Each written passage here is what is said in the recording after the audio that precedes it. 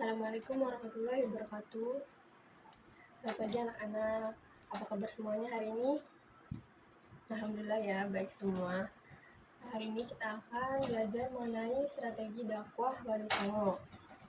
Sebelum kita memulai pelajaran, mari kita berdoa terlebih dahulu. Semoga apa yang kita pelajari hari ini dapat menjadi berkah dan manfaat bagi kita semua. Al-Fatihah.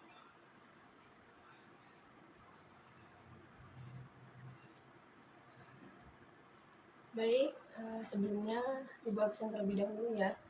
Yang pertama, Anita, Fauzan,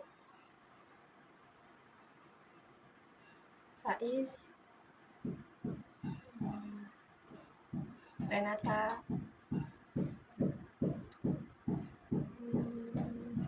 Naila. Baik, berarti hari ini semua hadir ya. Baik, seperti pertemuan sebelum-sebelumnya, Ibu kan telah memberi tugas kepada kalian semua untuk membaca ya. Membaca materi untuk hari ini mengenai strategi dakwah Wali Songo. Sudah dibaca semua kan ya materinya? Ya, baik, sudah dibaca semua. Hari ini Ibu akan memilih 3 orang seperti biasa. Ibu akan memilih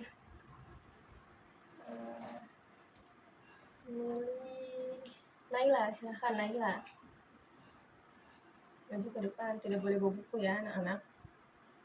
Silahkan dijelaskan apa yang sudah kamu baca dan sudah kamu pahami dari materi strategi dakwah Wali Songo.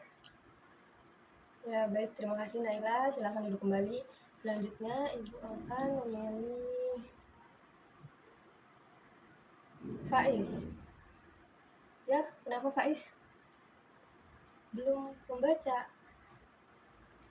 Ya sudah, bawa bukunya, kamu maju, baca di depan, berdiri. Nanti kalau kamu sudah siap, kamu boleh menjelaskan kembali. Selanjutnya Ibu akan memilih satu orang terakhir, yaitu Fauzan. Silakan Fauzan, maju ke depan. Baik, terima kasih Fauzan atas penyampaiannya. Bagaimana Faiz? Apakah sudah bisa dimulai dijelaskan? Ya, silakan Faiz, jelaskan terlebih dahulu. Baik, terima kasih Faiz. Silakan duduk kembali. Berikan applause untuk teman-teman yang sudah maju ke depan ya. Baik, terima kasih untuk anak-anak yang sudah maju ke depan. Sekarang Ibu akan menjelaskan lebih detail lagi, lebih rinci lagi mengenai strategi dakwah Wali Songo. Sebagaimana yang sudah dijelaskan oleh teman-teman, oleh anak-anak yang tadi maju ke depan mengenai strategi dakwah Wali Songo. Strategi adalah suatu cara, suatu pendekatan, suatu taktik untuk mencapai suatu tujuan yang dituju.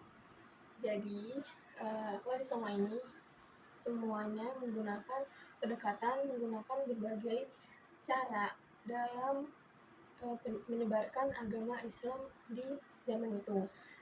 Jadi yang pertama, Maulana Malik Ibrahim atau Sunan Gresik, beliau ini memiliki pendekatan kekeluargaan dan juga pendidikan. Jadi yang pertama kekeluargaan, karena beliau ini saat itu mempunyai putri dan ingin dijodohkan oleh raja dari kerajaan Majapahit. Namun pendekatan tersebut gagal karena rombongan yang ingin mengantarkan Sunan Gresik ini banyak yang terkena penyakit. Namun beliau akhirnya tidak jadi menikahkan putri beliau dan akhirnya mengganti pendekatannya menjadi pendekatan pendidikan, pendekatan dakwah dan juga pendidikan dengan mendirikan pesantren di Gresik saat itu. Dan beliau ini sangat gigih gitu dalam menyebarkan dakwah di pesantren, sehingga beliau ini dijuluki sebagai Bapak Spiritual Wali Songo, jadi sangat berjasa dalam mengislamkan masyarakat di Pulau Jawa saat itu. Yang kedua yaitu Sunan Ampel, yaitu Raden Rahmatullah. Beliau ini mulai dakwahnya dengan mendirikan pesantren di Ampel Denta, Surabaya, yang menjadi pusat pendidikan para kader dai yang kemudian disebar ke seluruh Jawa. Jadi beliau ini mencetak para ulama dan nanti akan disebar di seluruh Jawa untuk menyebarkan keislaman ini. Seperti tokoh-tokoh yang beliau ajarkan yaitu Sunan Bonang, Sunan Derajat, Raden Patah. Tiga murid beliau ini sangat berperan penting dalam penyebaran Islam. Dan Sunan Ampel juga dikenal sebagai negarawan yang memiliki gagasan dalam mendirikan kerajaan Islam pertama di tanah Jawa. Selain mendidik para dai, beliau juga mengukuhkan Raden Patah sebagai Sultan Demak, sehingga Kesultanan Demak menjadi pusat penyebaran Islam di Indonesia. Dan Masjid Demak yang didirikan pada tahun 1478 menjadi pusat kegiatan keagamaan dan kemasyarakatan yang diprakarsai oleh Sunan Ampel bersama para wali songo lainnya. Dan yang ketiga ada Sunan Bonang atau Raden Maulana Makhdum Ibrahim. Jadi Sunan Bonang sangat memperhatikan tradisi dan budaya masyarakat Jawa pada saat itu, yang sangat menyukai seni dan juga pewayangan dari cerita Hindu dan juga Buddha. Nah, jadi beliau ini menggunakan pendekatan budaya. Beliau ini berusaha merubah dan mewarnai budaya, tidak sepenuhnya merubah, namun menyisipkan ajaran agama Islam dalam budaya tersebut. Jadi beliau menciptakan tembang atau syair yang berisi ajaran tauhid dan peribadatan Islam, seperti tembang Durma yang menggambarkan kehidupan dunia yang penuh tantangan. Nah, jadi karya-karyanya itu seperti Suluk Sunan Bonang dan Primbon. Jadi beliau itu menggunakan karya-karya tersebut sebagai media dakwah yang menggunakan bahasa Arab dan juga Jawa. Jadi melalui seni dan sastra, Sunan Bonang ini berhasil menyampaikan pesan Islam di tengah masyarakat yang sangat gemar budaya saat itu, dan membuat ajaran Islam ini semakin melekat dan berkembang di kalangan Jawa tanpa menyinggung budaya lokal yang ada gitu. Jadi dengan pendekatan kebudayaan. Selanjutnya ada Sunan Kalijaga atau Raden Mas Syahid. Jadi Sunan Kalijaga ini dikenal sebagai wali yang berjiwa besar yang kreatif dalam berdakwah. Jadi beliau menggunakan pendekatan kultural dengan memanfaatkan wayang, gamelan, dan seni tradisional sebagai media dakwah yang efektif. Beliau berkeliling gitu dari satu daerah ke daerah yang lain untuk menyebarkan dakwahnya dengan menggunakan pendekatan kultural, jadi dengan pendekatan budaya juga yang ada di daerah setempat. Nah, beliau juga Sunan Kalijaga mengubah beberapa tradisi lokal seperti pembakaran kemenyan yang semula untuk penyembahan dewa-dewa menjadi pengharum ruangan saat berdoa agar suasananya lebih khusyuk gitu. Jadi mengubah beberapa tradisi ditempatkan bukan pada tempat yang aslinya gitu. Jadi dari penyembahan dewa menjadi pengharum ruangan saat beribadah gitu. Dan juga beliau dikenal sebagai seniman yang menciptakan motif batik bermakna dakwah seperti burung yang mengandung pesan moral dan ajaran Islam. Selanjutnya yaitu yang kelima ada Sunan Giri Raden Ainul Yakin. Jadi beliau ini mendirikan pesantren di daerah Giri yang menjadi basis dakwah bagi masyarakat yang memiliki ekonomi yang kurang gitu. Jadi pesantren ini sangat berperan penting dalam mencetak para dai yang kemudian menyebarkan ajaran Islam ke berbagai wilayah di luar Jawa seperti Madura, Ternate, dan Bawean. Jadi Sunan Giri ini dikenal sebagai pendidik yang menggunakan metode permainan dan tembang anak-anak atau syair lagu-lagu anak gitu. Jadi media pembelajaran agama yang menyenangkan dan mudah diterima. Dan pendekatan tersebut itu sangat efektif untuk menarik perhatian masyarakat luas gitu, terutama juga anak-anak dan keluarga yang menjadi sasaran dakwah. Dengan cara yang sederhana dan kreatif, beliau ini berhasil menanamkan nilai-nilai Islam dalam kehidupan sehari-hari masyarakat. Ibu jeda dulu untuk penjelasannya. Dari Sunan Gresik sampai Sunan Giri, Ibu minta ada 2 orang yang menjelaskan ulang dari penjelasan Ibu. Ibu ingin melatih fokus kalian, perhatian kalian apakah mendengarkan apa yang sudah Ibu jelaskan atau tidak. Ya, baiklah. Siapa 2 orang yang ingin menjelaskan? Silakan angkat tangan. Ya, baik, Anita, silakan jelaskan.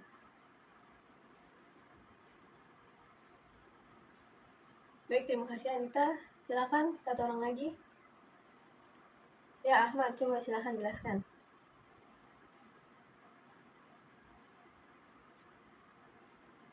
Baik, terima kasih Ahmad.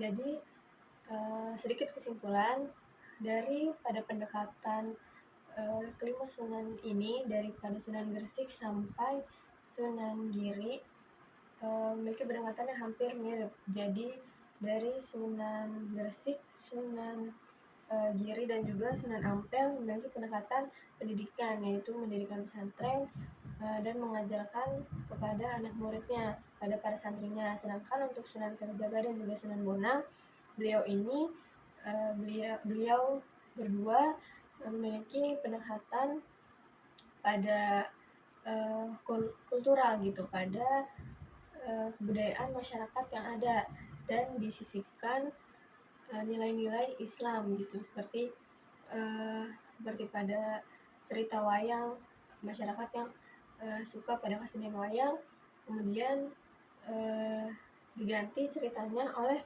Sunan Bonang pada cerita-cerita Islami, seperti itu, cerita-cerita Rasul, seperti itu. Jadi sedikit diubah, dicampur gitu. Selanjutnya Sunan yang keenam, yaitu Sunan Derajat atau Raden Qasim. Jadi beliau ini memiliki pendekatan pendidikan juga. Beliau mendirikan pusat belajar agama Islam di Lawang dan Sedayu. Jadi wilayah tersebut sekarang termasuk Kabupaten Lamongan. Beliau ini berdakwah melalui kesenian seperti tembang dan juga memainkan wayang sebagai dalang. Karya seni ini beliau menjadikan dalam media dakwahnya yang menjadi menarik gitu dan mudah diterima masyarakat gitu. Selain itu juga, Sunan Derajat ini dikenal sangat dermawan dan memiliki jiwa sosial yang tinggi. Dengan mendirikan sekolah, beliau menggunakan metode kesenian seperti itu. Dan beliau juga menyusun Papali Pitu, yaitu ada 7 ajaran yang menjadi pedoman kehidupan dalam bermasyarakat.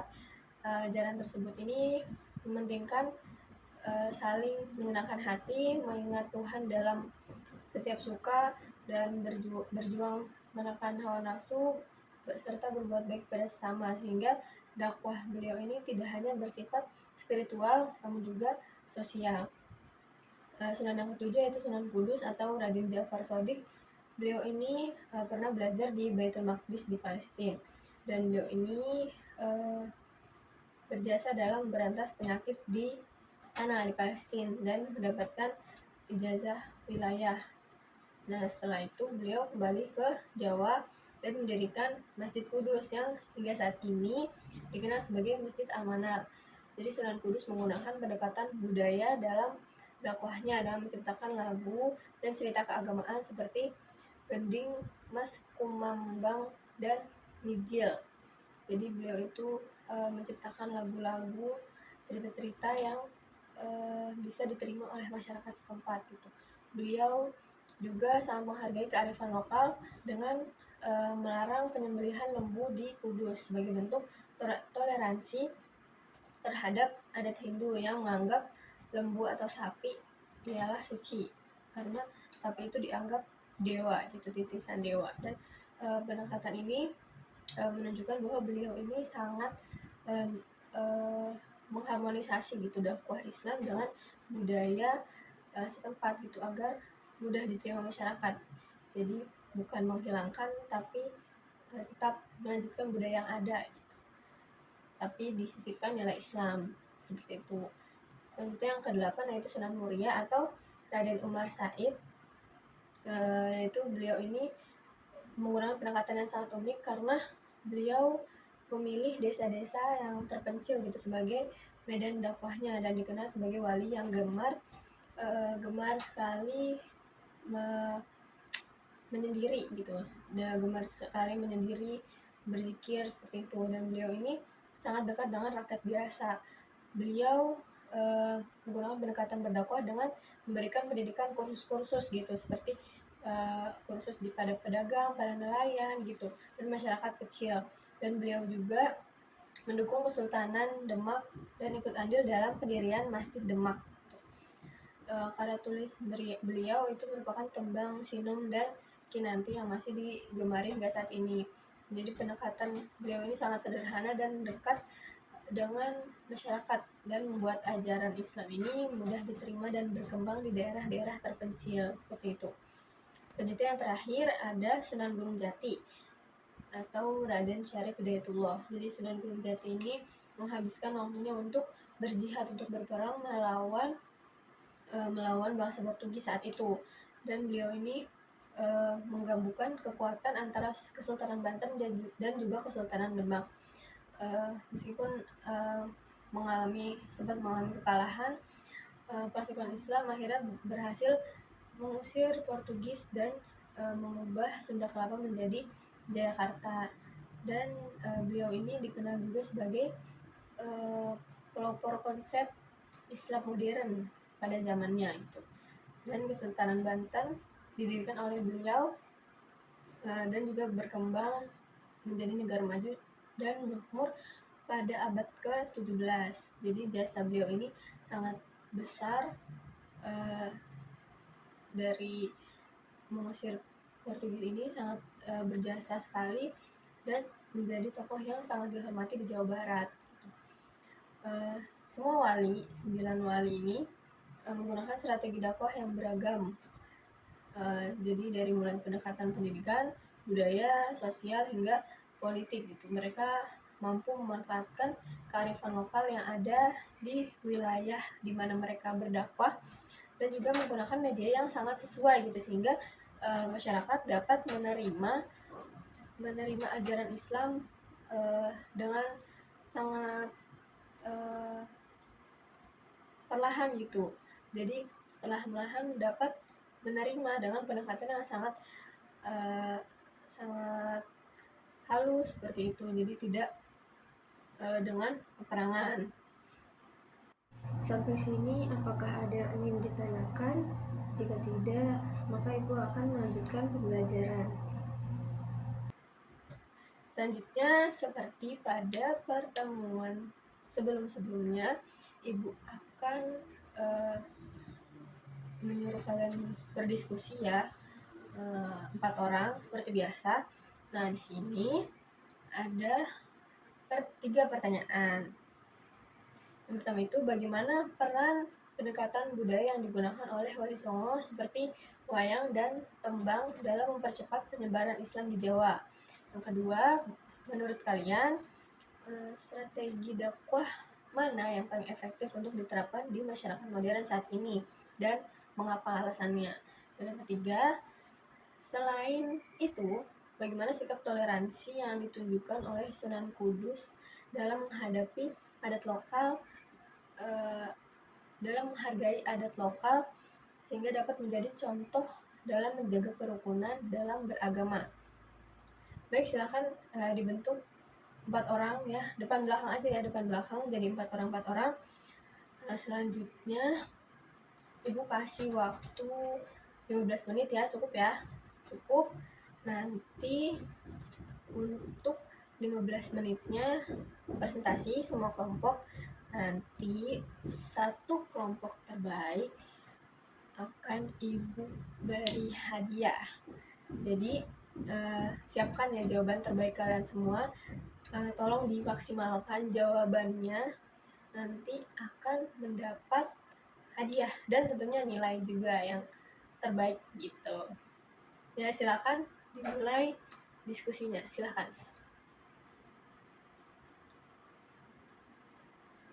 Baik, karena semua kelompok sudah maju presentasi, di sini Ibu sudah ada kandidat kelompok terbaik ya.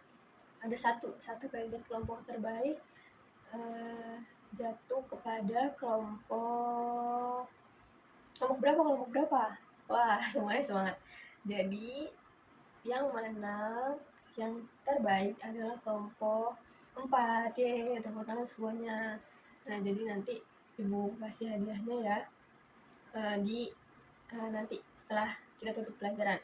Nah, sekarang kita tutup dulu pembelajaran pada hari ini. Nanti dibaca lagi ya untuk materi selanjutnya, materi terakhir di bab ini dibaca lagi. Nanti minggu depan Ibu akan seperti biasa 3 orang maju ke depan untuk menjelaskan terlebih dahulu. Baiklah, untuk hari ini dicukupkan pembelajarannya. Semoga apa yang sudah kita pelajari dapat bermanfaat dan barokah untuk kita semua. Jangan lupa dibaca semuanya ya, anak-anak jangan lupa dibaca. Baiklah, kita tutup dengan membaca surat Fatihah. Al-Fatihah.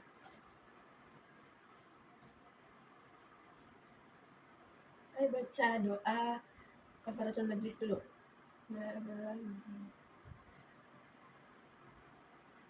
Baiklah, terima kasih untuk pertemuan hari ini. Lebih cukupkan. Wassalamualaikum warahmatullahi wabarakatuh.